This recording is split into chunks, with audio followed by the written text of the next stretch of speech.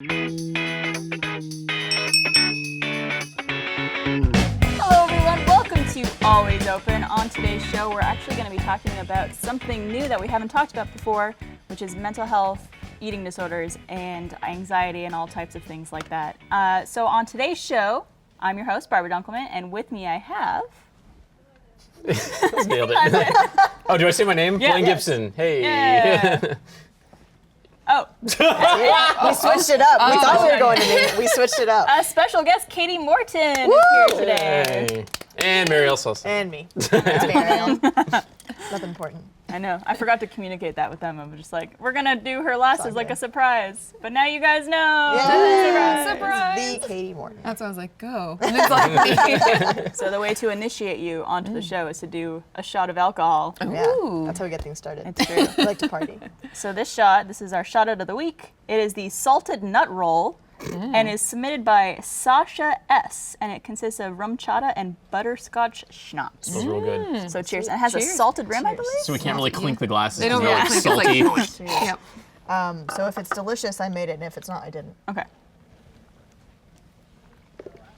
It's delicious. It's delicious. Oh, I made it. Oh, you got I don't even know if it do needs I? the salt. Oh, that's something else.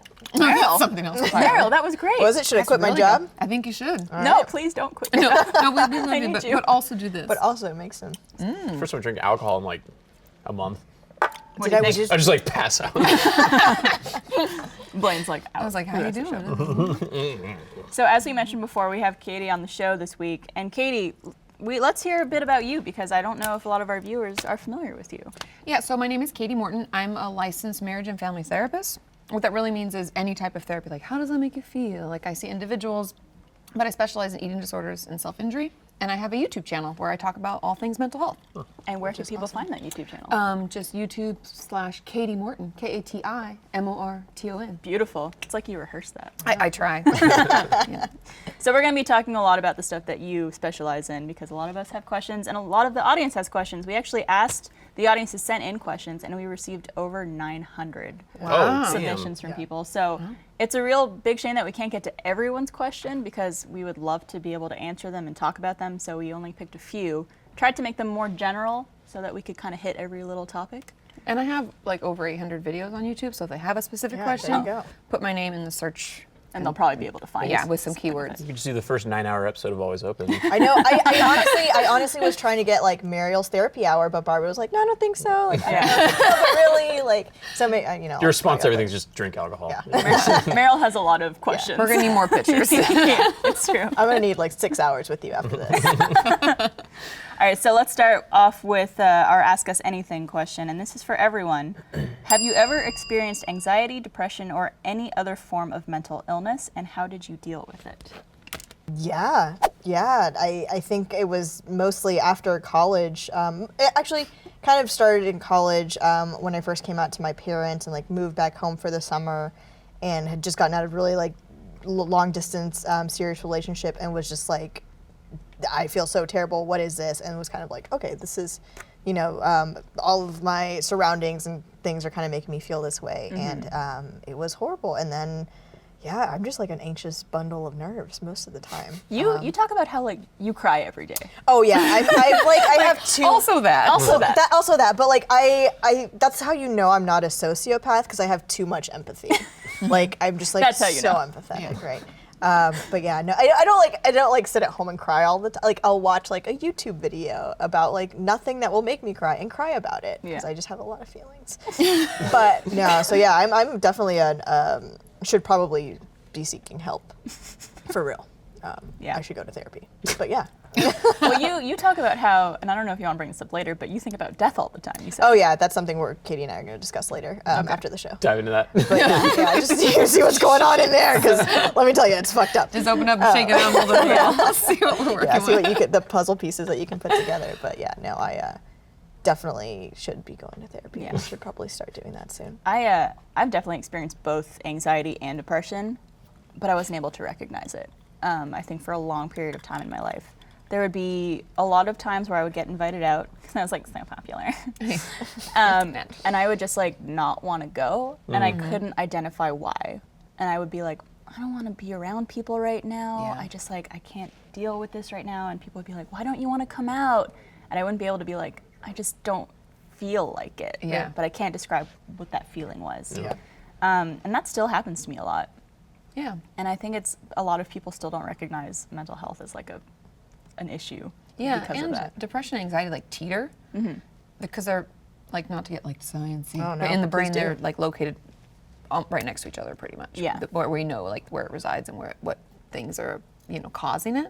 And so they'll kind of toggle between one and the other. Like sometimes we'll feel depressed and our anxiety be low, and then our anxiety is high and we like don't feel depressed. But if we feel them at the same time, that's when people usually feel suicidal, think about death a lot, stuff like that. It happens to me, I think, a lot more with the rise of social media too, where you could see basically what everyone is doing and what Yeah. you weren't included in.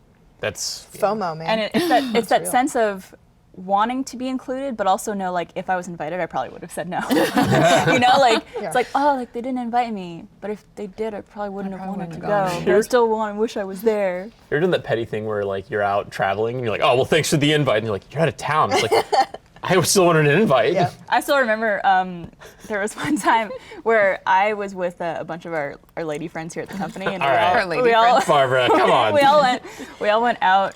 We had like a spa day, and then like we went to the pool after, and we took a picture together. And I guess there was like 2 guys in the pool also, because it was like at a hotel. Oh yeah, so they were there too. It's like a free Yeah, space. they were like behind us in the photo. You couldn't see their heads, but they, according to Blaine, looked like 2 of our guy friends. Aaron and Josh. I thought it was Aaron and Josh. So- he was super offended. So Blaine was like, "Thanks for the invite." It's just a girls' day. Like, it was girls only.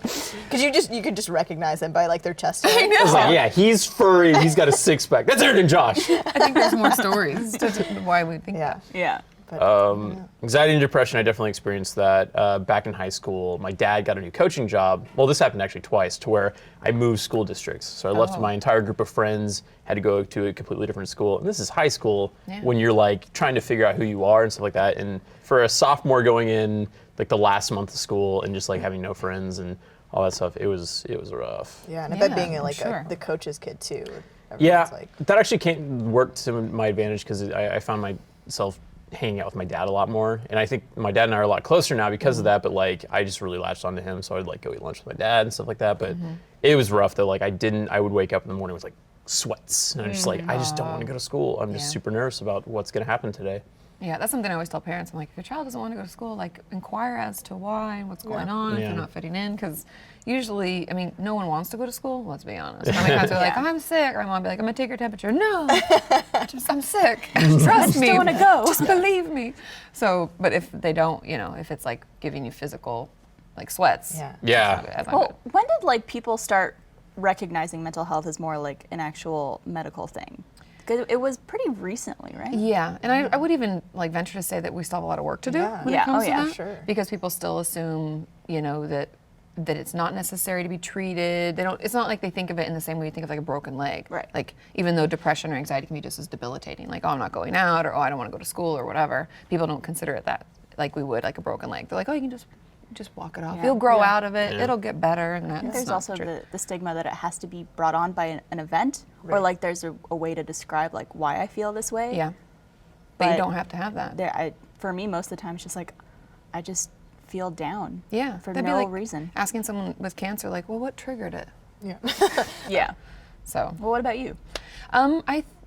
To be honest, I think most recently, like anxiety has been an issue that I Yeah. deal with, and it's funny because when you preach something, I'm like, damn, Katie, use your own tools. Jesus Christ, what are you doing? Because I recognize, when you're in it, you can't always think clearly and think about it. Yeah. And life gets stressful and things are anxiety provoking, and so I'll like be up at night like, and I'll think, do your progressive relaxation you always talk about, and that breathing technique that you talked about, and so I think I'm maybe more aware and would notice quicker, but I still have bad times too. What about as like a kid? Do you think you ever experienced anything? When my parents had like marital problems when I was probably, I don't know, maybe like 12, and so I went to counseling, And that was the first time I ever started like therapy, and I like almost never stopped. Like I loved it so much. And that's when I decided that's kind of what I wanted to do. And I think I was depressed. That'd be my guess, because I was like not interested in the things I used to be interested in. I hear that's a big thing about being depressed is just being not interested. Yeah. Yeah. And that's like the number one, we call it anhedonia is like the term, but it's like, I just don't like the things I used to like. And that was definitely, and everything felt like a chore. Like, oh, I don't want it, it's so much work. Like, ugh. So, Yeah. yeah. Wow. Well, let's get into our first user-submitted question. Since we have so many, we picked a few that we thought were good. So this one is submitted by a user named Boo, and Boo wants to know, I am currently dealing with depression and anxiety, and I often find it hard to explain to people what I am going through. I was in a situation recently where I wasn't feeling up to going to something my friends and I had planned. I simply told them that I was feeling too anxious to go out, but all I got in return was them telling me that I only use my mental health issues as an excuse. Is there anything I could do to help people understand mental illness more? So I assume that's a very common question. Yeah. And a lot of it just has to do like having conversations like this. The more that we talk about it in general, the more people understand it. And I think seek to understand it, because it's been stigmatized so much, like you must be crazy or something's wrong with you, or you're using it as an excuse, or you're pretending for attention, or any of the things that we hear. And I think telling your friends when you're having a hard time is a step in the right direction, and it's good. And I think if people out there are like feeling nervous about it and worried about how to talk to someone, like practice. I know that sounds crazy to practice like in your room by yourself. Like, we know you're not crazy. We're just practicing so you know how to verbalize it. And then imagine what they'd say back, and that can help you better navigate those situations. But the onus is really on the friends. Yeah. That exact same thing happened with me, but it was when I first started dating my girlfriend, and we had just started seeing each other, and there were times that I, would be like, oh, we have these plans to go out, and then she'd be like, oh, like, she'd cancel last minute or whatever, and I was like, okay. Like, I finally laid down the law, and I was like, listen, if you're not interested, like, just tell me. I don't want to, like, waste your time or whatever. And she was like, okay, so I have to tell you, like, I have like severe anxiety problems. Like, sometimes I can't leave the house, sometimes I can't do this. And then it was just like, oh, okay, that makes perfect sense. Like, and in my head I was like, kind of like, I wish you would have told me sooner, but I'm glad you've told me now, because like now I know it's like it's not me, and it's not that it's you, but it's something you can't really control, and it's like Well, it could also seem like you're being flaky. Right. And that probably happens to a lot of people, where we all have those friends who are just like, this person's such a flake. Right. They always cancel last minute, or they never come out or whatever. Like, they just don't show up. And it's very possible they're just anxious or feeling some type of thing where they just can't come out. Yeah. Or they may have even driven all the way there and be like, shit, Yeah. nope, back to the house, That's one of those things that like I've only just now recently kind of comprehended what that is. And it's like, I figured it's like one of those things that like I haven't gone through that type of experience. I've never had a problem going out, so I can't really process what that is like. So it doesn't make sense to me when someone else says it. But then like recently it's like, well, you've never been through that, and that's why you can't wrap your head around it. So yeah, I think I've gotten a lot more aware of like certain friends. Like I have a couple of friends that go through that type of thing. And I try to be as sensitive as possible and be like, yeah, no, it's totally fine. Yeah, I try to compare it to like, imagine if all of a sudden you're like, oh, I don't feel well. That's essentially like what it can be like, because for the people, at least in my experience and like people I've talked with, and even my own personal like feelings of anxiety, it can get to the point, especially if you have panic attacks ever, it can be like, I'm dying and drowning, I'm dying, I can't breathe.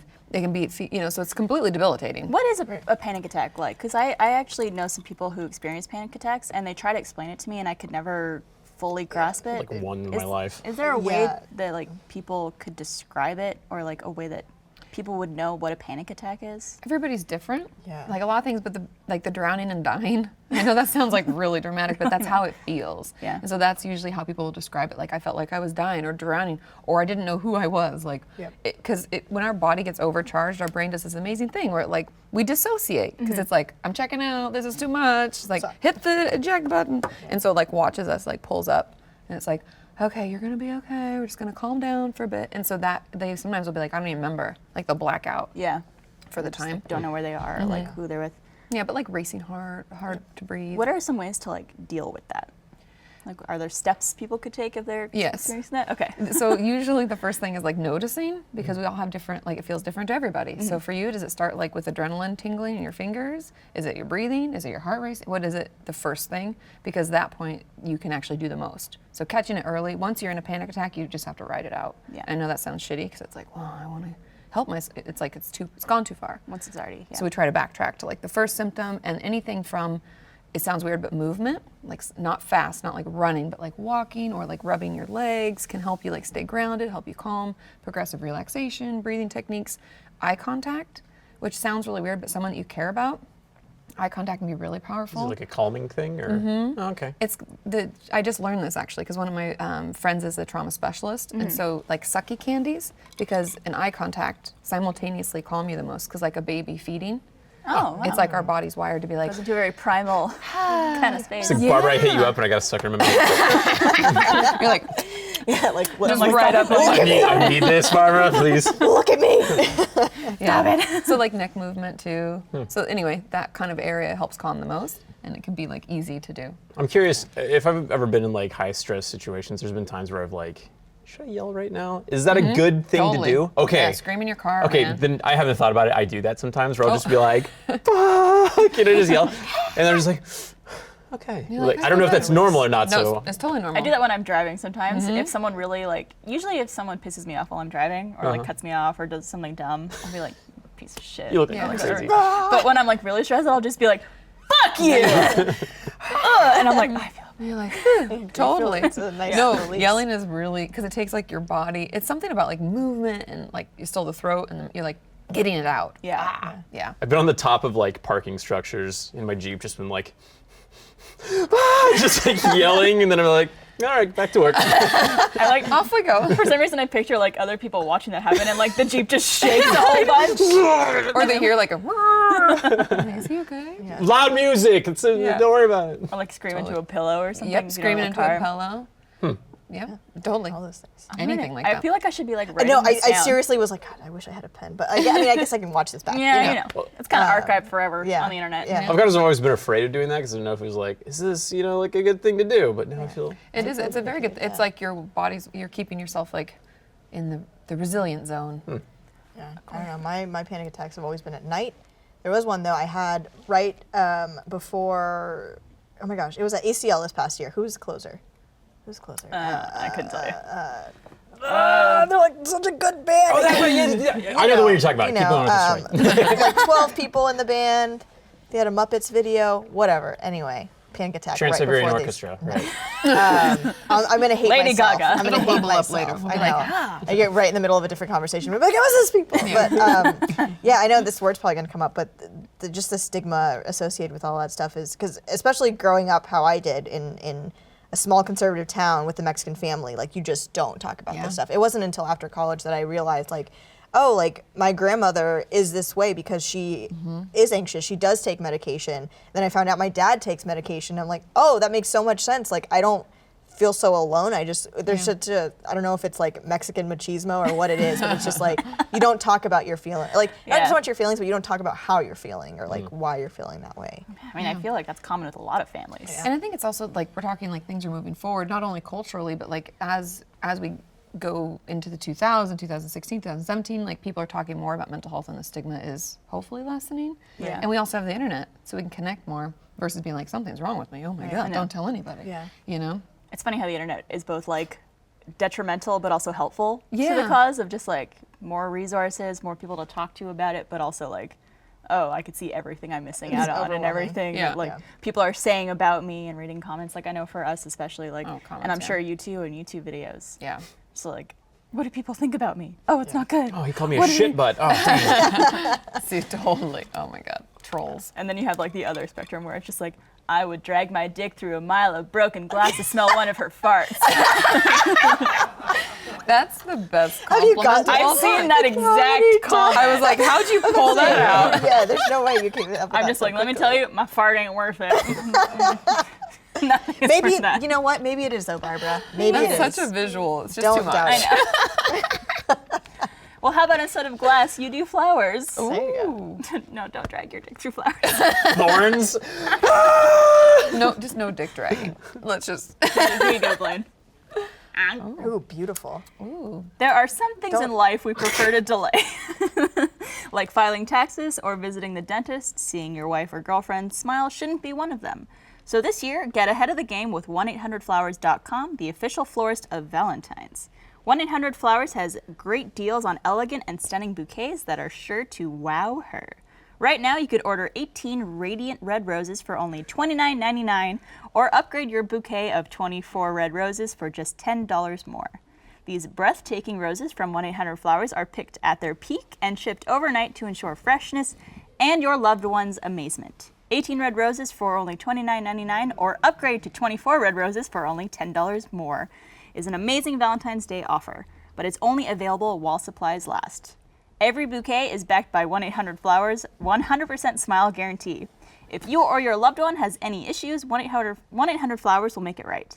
To order 18 roses for only $29.99 or upgrade to 24 red roses for $10 more, go to 1-800-Flowers.com/alwaysopen. That's 1-800-Flowers.com/alwaysopen. Why wait to wow? Order right now at 1-800-Flowers.com. What were you doing that whole time? No, it was in my mouth the whole time. Yeah. You weren't doing anything They're with it, right? beautiful. They're Look at so this. They are beautiful. They're right behind my shot. I need to order mine as soon as this podcast is done because, well, it's fresh on the mind. There you go. Well, 1-800-Flowers.com/alwaysopen. You'll get a good deal. All right, so let's move on to our next question. This one comes from a user named Cosmo. And Cosmo writes, my brother has depression and social anxiety. These conditions are keeping him from gaining employment and supporting himself. I've tried everything I could to think to motivate him to get into getting out there, but nothing seems to work. How can I help him? How do we help people? And the truth isn't a nice answer. And it's not that it's mean, but I always tell people, I'm like, you're not gonna like this. But they have to help themselves. And it sucks, and it can be hard to watch people like, we're like, they're not making good decisions, or they're really struggling, or whatever. The best way we can help is just check in with them, make time for them, and encourage good behavior. Yeah. And like, if you can help, like, let's say, they want someone to come with them, to drive with them to a job interview or to an appointment or something that's hard for them to get to and they feel anxious about or they struggle with, you can offer that support, but then that's really it. Yeah. You can't be like, you got to do this, because we all know if someone's like, come on, it just almost makes us act in the opposite direction. Yeah. Don't want to, It yeah. makes you feel pressured. Yeah. Yeah. And then maybe feel worse. Yeah. And that's not because we're being an asshole or anything. It's because we're trying to help, but it just doesn't work that way. They have It's to also- want it for I themselves. assume you can never really understand someone else's situation. Even if you do experience that yourself, everyone's Yeah. different, right? So Totally. if they can't do it. What do you mean by encouraging good behavior?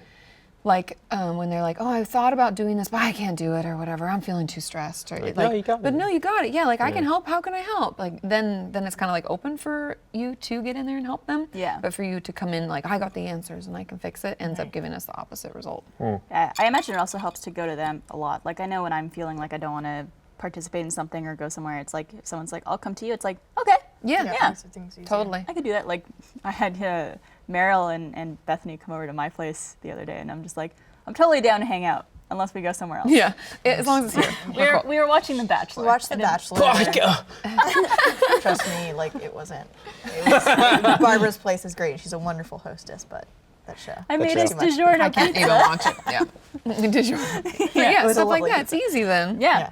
Because it's just like I don't know, I just don't feel up to going somewhere. But then if you offer to go to someone's house and hang out with them, low key. Yeah. And it can help. It improves their mood, helps them feel better, maybe not feel so alone. All that stuff is good. But I understand the concern because this person writes that I think it's their brother about how like they need to motivate them to get a job and, Yeah. and employment and things like that, which I assume could be difficult because you don't want to be like supporting someone totally your whole life. And I'm a tough love therapist. I'm just gonna put it out there. So I'm the type that's like, you don't need to enable them. And I know that they're hurting, but like they have to fend for themselves. They have to get the help that they need and be ready for it. And if we just support them the whole time, it's like when parents like allow their children to not go to school and they don't talk to them about it, they don't try to get them help or try to figure anything out or encourage them to do good behavior, Yeah. things can like progress badly really Yeah. quickly. And so if he's not paying his part and not doing this, then you can give a time limit and say, in 2 months I can't do this anymore. And I know that sounds harsh, but that's why I call it tough love, because it's like that's part of encouraging good behavior. I know it sounds bad, but Do ultimatums actually like help, or does that add pressure? it can have pressure. I don't like to think of it as an ultimatum, even though in cases it will have to be, just because if it's a living situation or if it's Yeah. like a relationship and things are just spiraling out of control. I always tell people on, like, if on the helping side, like the caretaker side, I'm like, you have to take care of yourself too. And if this is like really hard on you and like extremely stressful and detrimental, that's not good for you. Yeah. And we can't like spiral together. You know, we've all had those like friends that bring us down, and we like find ourselves in like a negative thought cycle, like, so Yeah. that, I don't know. Well, I imagine it's tough, but- the biggest issue probably comes from people not understanding where the person's coming from and being like, oh, just go get a job, or like, Yeah. just go to like McDonald's or whatever, not thinking like, oh, I need to understand where this person's coming from, Yeah. understand the struggles they're having and like why they're feeling this way, or what I could do to help. Because I feel like a lot of people, like family members or friends or even people in relationships, are just like, ugh, they're just lazy. Totally. And lazy is like the first thing. And I think that's kind of the part of like supporting the good behavior and being like understanding. And honestly, the first thing you could support is them getting help. Yeah. Like before money, before jobs in school, like getting professional help can go a long way. What are the steps to getting help? Because I wouldn't know anything about like finding a therapist or like someone to talk to. Let me go get my pen. It depends on where you're at and if you have insurance or not. Just like, that's where we start. Okay. And then you can go, I encourage people, if you have insurance, to go through insurance just because it saves you a shit ton of money. It's great that it's covered by insurance. Yeah, and also finding out how many sessions. Like some will start with like, let's say 6 or 7 to 10. And then if you, let's say you have a diagnosis of depression or another type of diagnosis, they can extend it and extend the How sessions. do you get diagnosed? I know we're like, I keep That's like okay. piling on It's questions just for you. seeing a professional. Could be a psychiatrist or a doctor, could be a therapist or a social worker, any mental health professional. Something that you have to bring up the first meeting to where it's like, I need to be diagnosed, or do they just kind of? They'll know, Yeah. especially if you're going through insurance, they like require it. Oh, Interesting. And so, you know, like if I tried to give you a super bill or submit something to insurance, they'd be like, "Meh, it doesn't have a diagnostic code, Oh, wow. denied." Interesting. So sometimes when people don't have a diagnosis, like, oh, we just do checkups and you're just doing well, then they're just gonna have to pay out of pocket. Because I imagine that's a big stopping point, especially for young people. Yeah. Of just like, they don't know, like, do they just go to their family doctor and it's like, I'm feeling depressed? Do they No, get referred? they'll just give you medication. Yeah. Which isn't bad. Like medication's not a bad thing, but like we know that in combination with therapy, it's the best. Ta-da, with the powers combined. So doing that, but so go through insurance, get a list, go online because we live in cities. Yay! If you're in a rural community, it's a little harder. But I always tell people to read reviews online and know that people are more likely to write bad ones, but take into consideration what they're saying and if that would be something that would affect you as well, and then call them. Like, so if you can't even read reviews, call, make a couple appointments with different ones and see different people, because the most important thing in therapy is that you like them. Yeah. And that you're like, I could talk to you, versus feeling like they can fix my problems, because that's not what happens. You just have to like them and You just feel have to be able to comfortable. talk to someone. I feel like also for maybe younger people, like other people experiencing what they're experiencing would help, like friends Yeah. or people in similar situations, teachers. Yeah, teachers are a great resource, school counselors. There's tons of resources like that, especially in college. Like when I was in college, and I was in therapy, because I love therapy. I know that sounds weird, but it's so helpful. Like I go, it really is. I go in and out like periodically. Yeah, no, I was gonna say I listen to a few different podcasts, and I feel like every podcast, like the ones that I love the most, like all of the hosts are like, oh yeah, like last week my therapy session. I'm just like, oh wait, like people actually do this. I think that's what's like the most, especially for myself, like the most trying thing to break out of is like, oh, people act like this isn't like a bad thing. This isn't like a way to feel negative. Like people actually do this, and like more people should do it. Totally, because it helps us like become better versions of ourselves. We're all like works in progress, right? Yeah. So, but I guess it's just finding someone that you feel connected to, finding someone you can work through things with, and yeah, I don't know. That's really how I recommend. What if it's the opposite, where you identify someone as having an illness of some sort, and you say like, you should talk to someone, and like, I am not qualified to like, I don't feel like I'm in a position where I feel like I could help you or like be someone you could talk to, but I feel like you should get help or talk to someone about this, and they're hesitant to do it, or they don't want help. At that point, it's up to you as the person in the relationship with the other. So let's say it's a friend. You like can distance yourself as to protect, because sometimes the thing that's tricky is someone's struggling and they don't want help yet, but they're making our life miserable because they're miserable. Especially like romantic relationships. You're like, ah. So that's up to you how much you can handle. And everyone knows, the thing that I think is important is noticing our bodies are really smart, and they tell us when things are shitty and bad and we need to get out, because we start not sleeping well. Yeah. We start like thinking stressful thoughts when nothing's going on. We start having our own response to the like toxic stimuli or like the person who's struggling. And so it's up to you how much you can handle.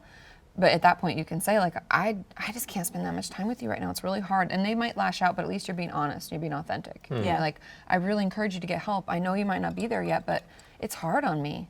Like, I even had a girlfriend when I was probably going through the shittiest time in my life. She was like, you're hard to be around. And I was like, imagine how I feel. I'm around me all the time. It's terrible. But that's the truth. Like, Yeah. And it was one of those moments where I'm like, thanks. Like, I needed that. Like, I'm an asshole. Because I was like having a hard time. I was like, I don't need to go see Jan on my thing. I'm like, I'm doing fine. Yeah, because I'm sure She's a lot like, of people "No, I'm just not." think it like affects their self and that's it. Yeah. Right. Not realizing it affects like people around them and people who love them. Yeah. And so everybody's going to be different with how much you can tolerate, but it's fair to say like, hey, I can't right Yeah. now. I love you. Don't like, I'm not running away, but like also time out, you know? Totally. All right, well, we're going to switch gears a little bit. Another thing you specialize in that we want to talk about is eating disorders. And so we had some people submit questions about that too. But first, we're going to start with an Ask Us Anything. And the question is, how young were you when you first felt self-conscious or aware of your weight? And this was submitted by Anonymous. So I used to be overweight back in like middle school to high school. I think the first time it happened to me was probably around middle school when a kid asked if I brought my bra to school or something like that. Oh my God. Yeah. Kids are brutal. Yeah, Yeah, for kids are sure. really mean. But yeah, after that, it was just like it was constantly being aware of it and stuff like that. And being in athletics, the position I was playing football, I had to be bigger. And Linebacker. no, I was playing like offensive line. So yeah, my dad was the offensive line coach. But that was definitely a time when I was very aware of it. And then I realized how unhappy I was, and that's when I started making the change and running and stuff like that. So. There's also a lot of people who experience something like that, but they do something where, and this is a common question that we got, where they felt unhappy, so they ate, but they are unhappy because they eat. But it's like this endless cycle. Cycle, Yeah. And there's not a lot of people who are able to like kind of break out of that and be like, I'm gonna change. It's just this Yeah. endless. Food and feelings should not be connected. Yeah. Yeah. Well, damn. My food and feelings are definitely connected. Yeah, for in a me, way. I was always like a string bean growing up as a kid, and that was like my nickname was Flaca, which is like just skinny girl. Really? Growing up as up until pretty much like middle school, and then I gained a little bit of weight in middle school and or in high school, and it wasn't until like college really where I was like, oh shit, like I'm not that like skinny string bean kid anymore. Like I gotta watch out what I'm doing. And like, yeah. luckily I moved to Austin and then was like walking everywhere and was more conscious of what I was doing with my body. But Did you feel self-conscious at all when people were calling you skinny, of just like, oh, maybe I should eat more or something? Or? not really, because it's just like, especially in Mexican culture, everyone has nicknames, and a lot of the times they're not so nice, and a lot of times they're like really mean. It's just like, oh, that's how we play with each other, Yeah. So it was mostly like, I'm just happy you're not calling me anything else. For me, it was very, actually, I think a lot later in life than a lot of people experience it. It was probably around the age of 16, 16 or 17.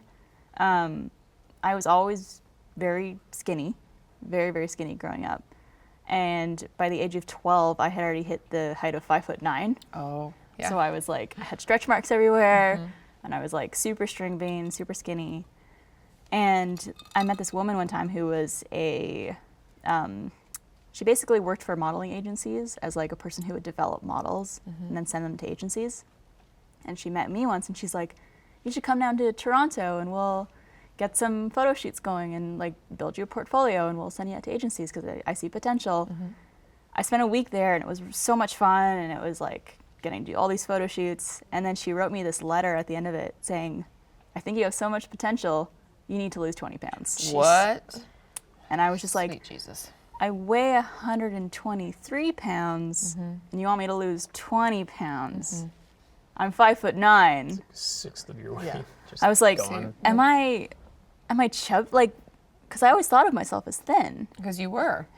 Because I was, like- for any normal human standards. But hearing that for the first time, and I'm like, oh, well, I kind of want to pursue this. Like, maybe I should start, like, working out more and eating healthier or something, because I was a teenager, so I was eating, Yeah, like, eating whatever you want. yeah, Right. eating like shit and nothing to do. I was playing basketball, so it was just, like, constant exercise. Slam Dunkelman! So I had never thought about it before, because I was just living life. I was just eating my Reese's peanut butter cups every night while I was watching The Simpsons and playing As you basketball in the should morning. be. And Dude, there's something about that industry because like when I had started getting into shape and stuff like that, I saw an opening for a fit model, which is a person that goes in and they they put you in clothes, and then they kind of make the clothes. You're like the template for the fit.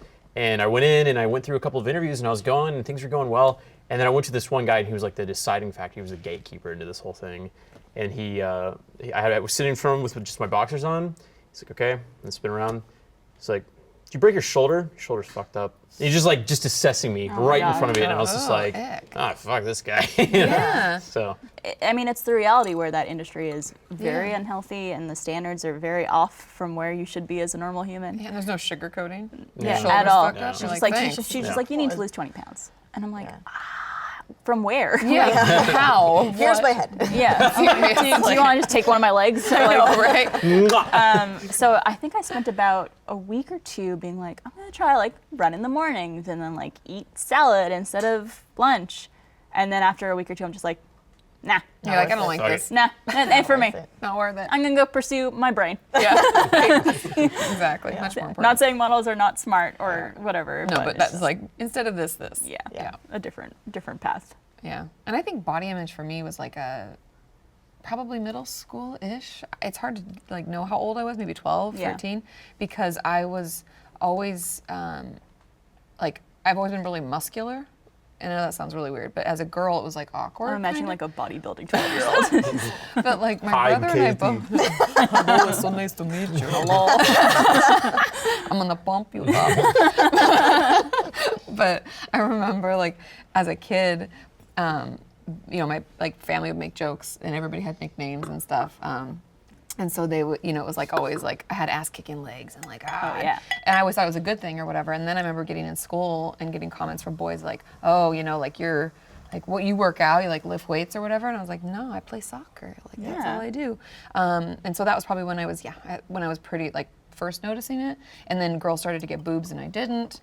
And it was like that weird thing as a girl where you're like, and I was already like, I'm not feminine. What? I don't know. It was a weird, like I was a tomboy, but I don't know. It's like as a girl, it was like figuring out, I don't know why we feel like we need to, but I feel like I need to figure out like, where did I fit? Yeah. So. Especially like with boobs and stuff. Like I only started developing those in like the 11th grade. Yeah. Or something like that. I was a that? Same slow here. bloomer Yeah, with yours that. too. Is that when? Yeah, that's when they asked about your bra. Oh my god! Look at that. Yeah, no boobs though. Like now talking about boobs and thinking back on it, it's like that was, I went from being really really skinny to then just having big boobs, much bigger than all of my friends. But no, I'm just kidding. But no, Itty and it bitty was like titty it did committee. change, I know, it right? definitely did change my perspective of how I looked at myself because I was like, now I have these things and I don't like them. Like, how do I, so I'd like walk touch over. Yeah. I'm still like I still feel like I'm thin, but now I have these boulders on me. How do I like handle that? Yeah, Over and the it's shoulder, like both over ways. over. It's like the heavy or the skinny or the boobs or the no boobs. Either way, Yeah. we're not happy because we're Right. like, what's going on? My boobs change size all the time because I wear sports bras a lot, which like squishes them down most of the time. And that's like when I'm most comfortable. Totally. Yeah. Because I feel like it's just, I think it's also like when they start developing, it's like I don't want people to see these. Yeah. Yeah, you No, don't want to same. be noticed. Then And I like think boys I've- snapping bras and stuff, you're like, Yeah. kinda like kinda so. Thing that you went through? Yeah, Oh did my you? God, yeah, Yeah, no, like it's real. totally. Jeez. Boys Jesus. are dicks. They are. fucked It's terrible. Blaine's like, I was a nice boy. Yeah, Not that's snap gentleman. bras. He's like, I don't only snap my own.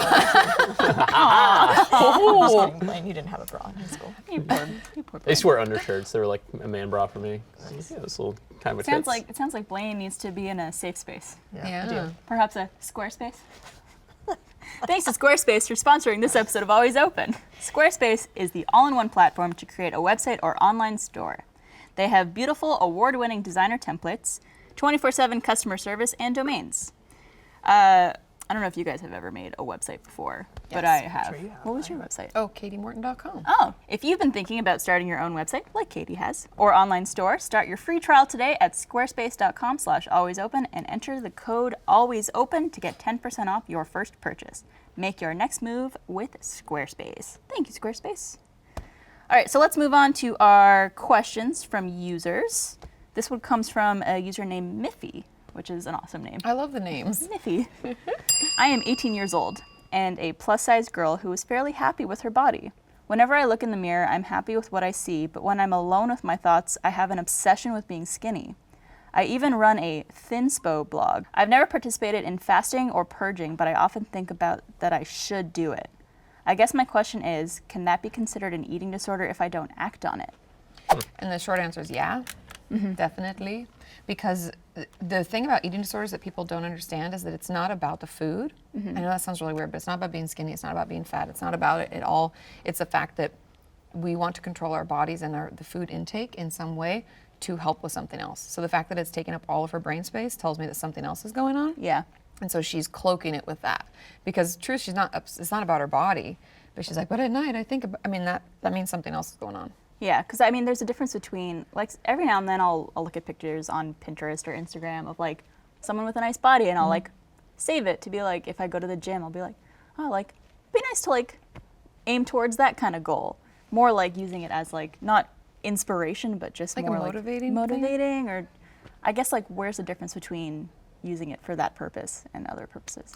My rule that I always say, like, to all of my viewers in general is if it inhibits your ability to function regularly, or you find it consuming most of your brain space, it's a problem. Yeah. In general, like, that's like mental illness as a whole.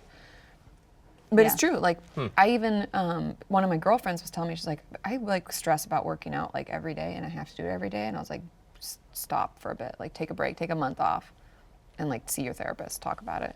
And she was like, wow. And then later we were talking about it, and she's like, yeah, I guess I was just really stressed out. Yeah. I'm like, yeah, and that was her coping skill. And it's not a terrible coping skill, but it's something you have to like keep in check, because often we'll swing from one to the other too. Like, I'll have clients who are like, oh, I'm so heavy, I need to get fit, and like I'm gonna improve myself. And like my doctor said my health is at risk. And we're like, okay, this is a good choice. See a dietitian, figure it out. But then it gets to the point where it's like, I never eat this, and I don't eat after this time, and all these like rules and rigidity and scheduling. I'm like, then it's a problem again. Like we've just swapped one for the other. I just think I feel like there's a very fine line between obsession and just trying to stay on like a regimented schedule. Yeah, because like health, our whole society's like, oh, be healthy and wellness. Like count your calories and but don't. Please don't. Chill this. I'm kind of sweating over here. Like, I was gonna say, like, I don't know if you're comfortable bringing it up, but Blaine is someone who obviously goes to the gym a lot, and I don't know if it's something that like you think about, because I know like when All we're the time, filming yeah. something. yeah. I mean, I'd have like a calorie counting app, and like I log foods, and it's gotten to the point where it's like, I only go to Chipotle because I know that I can expect this macros and that and stuff like that. So I think that's impacted my social life to the point where it's like, oh, you guys are going drinking tonight? I'm gonna stay in because I don't want to drink tonight. Yeah. So I think that's something that I'm dealing with. Well, being a chubby kid too can do that, like, Yeah. because it's like that. Then you got hurt. Essentially, people were rude and mean, and so then we're like, well, if I do this, then I don't get that. Okay, it's like positive, affirmation for what you're doing. And working out and being healthy is fine, but it's like, if you won't go out or you go to certain places, like someone should be able to ask you, hey, we're going for barbecue, and you're like, I'm hungry. Cool. Yeah. Because the goal always is like to eat when you're hungry and stop when you're full, which sounds easy, but it can be hard for people. Yeah. Question. So Yes. right now I'm Answer. kind of like doing this because I have an end in sight. So it's gonna be like Australia, and I want to be like in shape when I go to the beach, and I want, like and all that stuff. Is that still kind of like a bit of an issue when I'm just like, well, once I reach that point, then I can kind of relax and stuff, or is it still? It's still Money. it's still Yeah. worrisome. Okay. It's not like I wouldn't say, oh, you have a full-blown eating disorder, we need to get you into treatment, but I would encourage you to talk to somebody in general. I mean, like- just the way that you guys were talking about, it's like, yeah, just hopping into therapy. Like, I think I might actually look into that, because Yeah. it's like that seems like something that's like I could relax a bit and Well, that's one open up thing. with Like somebody. you don't realize how like stuff in your childhood like affected you. Like Totally. I do, yeah, you a do. lot. Yeah. Yeah, but it's true. Like we often just don't realize how like hard that was for us or something. Because if as a kid you don't have all the tools to cope, so we're like, ooh, and we think something's wrong with us, and And it could be doesn't everybody imagined- else feel this way? It's also like taking comfort in that. Like of like, I know, like I'm gonna feel good if I go to the gym and I eat here. Like I'll feel comfortable, and I take comfort in knowing that I'm doing that and I'm like having that. Yeah, it's like really linked to OCD. It's not the same, but eating disorders in general, especially the restrictive or the exercise addiction type, it's like I feel stressed and anxious if I don't do it. It's like the compulsion, and then when you do the action, you're like, ah. And then we go every day, it's again. It's like the same. shit. Again, it's like a build, and like, I just got diagnosed because like, there's been times where I've been like I'll go to the gym at like 3 a.m. oh, no. Yeah, and I'll be like, I didn't get my workout in today. All right, here we go. It's like Yeah. And I mean, it's good to, in truth, exercise 3 times a week for 30 minutes. unless you're trying to like lose weight, and you should do that with a dietitian, your doctor. When you're trying to like maintain. It's Yeah, just like that's what our body needs to keep us, because we move around in day, we walk around, you do things in your daily life. You don't need to like go work out. Well, I think it's like a lot of these diet plans and books about like what you should do and these crazy fads that are running around and people being like, oh, you need to do this every single day and, you know, count things and measure things and it becomes obsessive for a lot of people Totally. when like you don't have that control, I guess. Yeah. Now I know why you brought me on this episode. I actually wasn't even thinking like that was an issue for you. No, it absolutely is. I mean, every now and then I'm like, if we're going to be on a podcast together, he's like, well, I got to go to the gym first. And I'm like, Free do you? podcast Like, pump. do you? Wasn't there actually a time that you like did your protein shake with your beer? You're like, I'm gonna drink this beer and I'm gonna drink it with a protein That was mostly for laughs. That was for laughs. yeah. But yeah, there has been times where like, and I've eased off of this, where it's like, I'm about to be on camera, push-ups. You know, it's Yeah. like, I'm yeah. a fucking crazy person. That's eased off, so. But that's the thing, it's like it becomes obsessive and you know it, we just don't want to recognize Well, I it. think it's also heightened. Like you probably already had that to some extent because of your experiences with like body issues and stuff. But also, it's heightened because we're on camera Totally. and we're in the public eye. And it's like you think about like all these people are going to be looking at me, and like camera adds 10 pounds, Dude, and like for real, though. all this stuff. Like I even think about it of like one time I wore a dress that was like cut up here and it made it look like I had a belly, and all the comments were just like, "Is Barbara pregnant?" And I'm like, "Do I really look that fat?" Like, Yeah, oh man. my Yeah, God, no. like what? That Yeah. shit happens a lot, where they'll be like, Blaine's looking a little fluffy lately. And I'd be like, fuck, what? Like you don't realize. I think people don't realize how those comments like Yeah. just Yeah. eat away, and I'm sure it happens to plenty of people just who aren't even on camera, who just like are on social media and Yeah. post a picture online. It's Or just we can like- tell ourselves those things. Yeah. That's the hardest thing, is the conversation you have with yourself. And that's like where recovery from that starts, and like body image is just like changing that conversation so that you're nice to yourself. Yeah. Which sounds so silly. Like I should be nice to myself, but we're assholes to ourselves in general. Yeah. They're like, we're so stupid and lazy and fat and da da da. It just goes on and on. just guilt yourself too much. I feel like I fluctuate.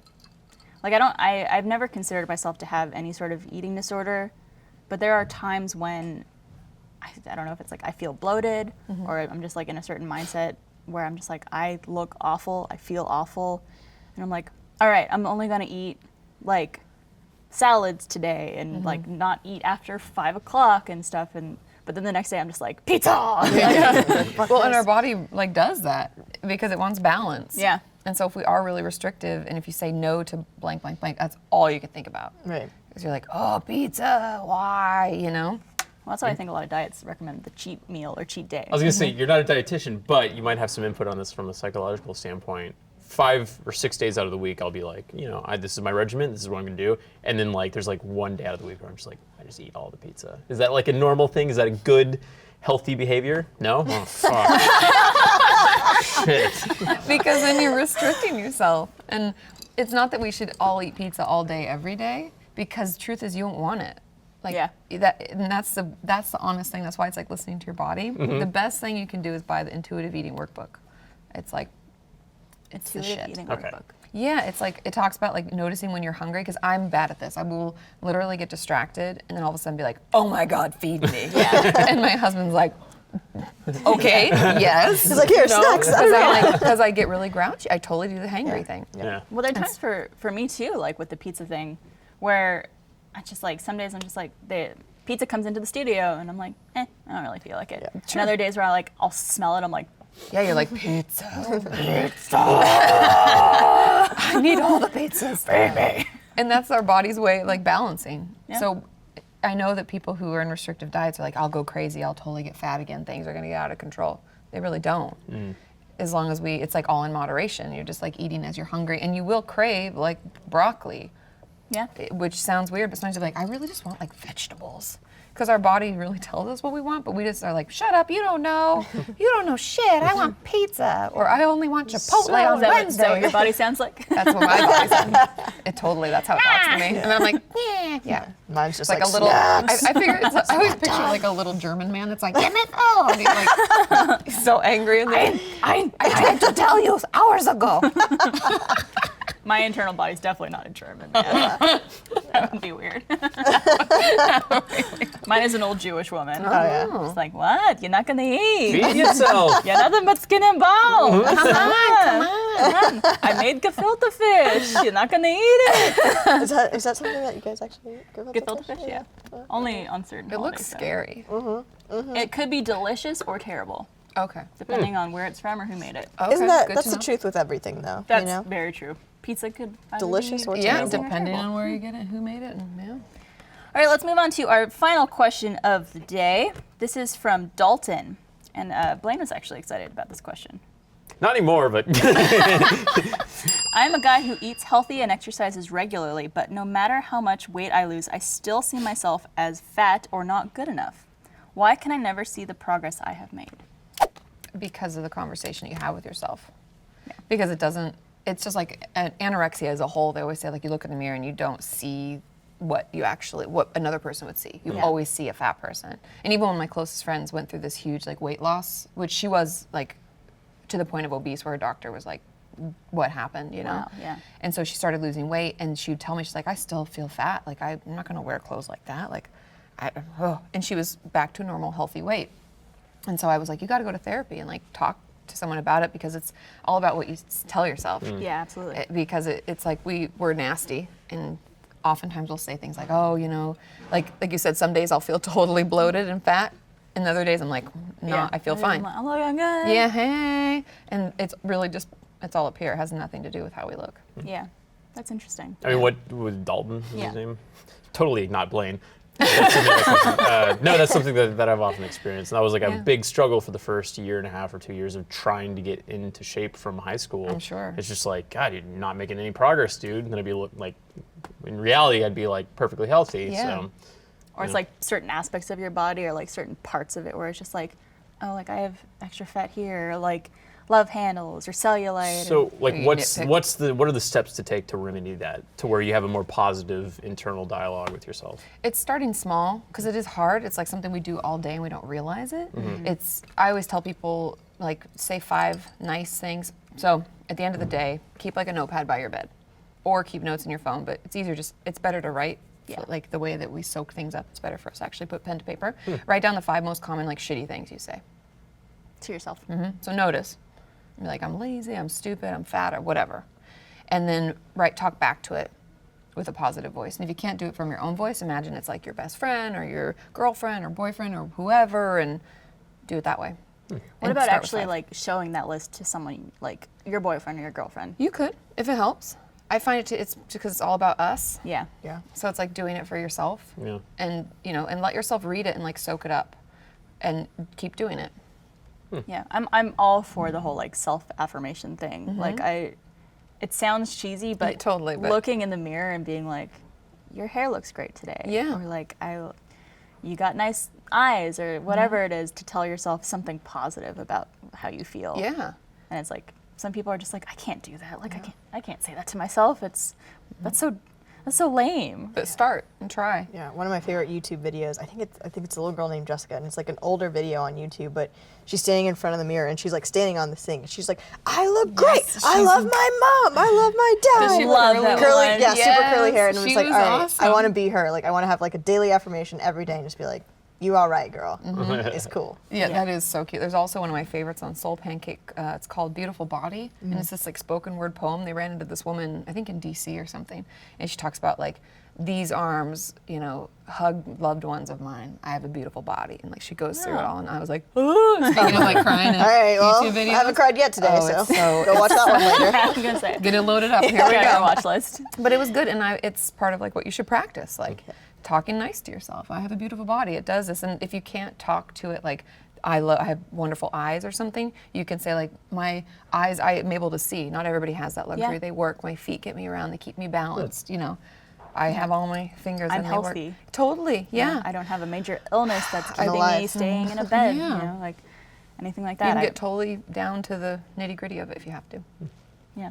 I also think one of the things, it's like recognize the progress you've made too. Like this guy Dalton says he's been working out and that he feels like he still looks fat, but it's also maybe like, oh, like my arm looks good today, Yeah. or like I actually have like muscle definition going on, or like Or how whatever strong it is. my arm is. Look what all it can do. Yeah. And I used to not do this, and now it's able to do it. So it's like recognize your small victories as well. Totally. It's So really probably tracking the details of that, like weight and stuff like that, probably not a great idea then.